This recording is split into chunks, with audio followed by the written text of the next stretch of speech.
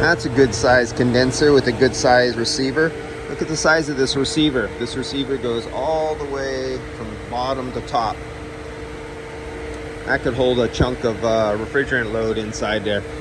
Now the reason this condenser is so big, it's a dual system. And if you look back there, you can see where the liquid line branches off into the Y for a rear unit. And this is YF too, 1,000 grams. So right there, YF refrigerant. It's a dual system, so it's 1,000 grams. Come on, focus. There you go. 1,000 grams in that sucker.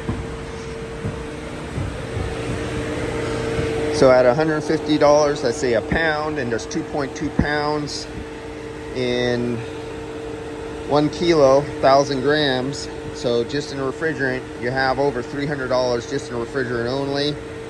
Recovery, $74.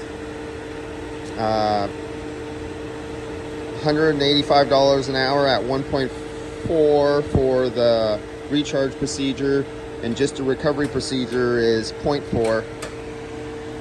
So that is how your billing goes for your recovery. Recovery is separate and has absolutely nothing to do with the recharge procedure. Recovery is entirely only for the EPA for recovering procedure. It has nothing to do with the time or materials or anything that is for the recharge procedure. So you totally separate them. Here in California especially, you have to keep your like your notebook or track of how many pounds you pull out every car, and end of year, quarter, send them into the EPA. So you track it and bill it separately. It makes it really easy to divide it up on how much recovered refrigerant you've taken between how much refrigerant you have sold for say your EPA accounting for your refrigerant weight.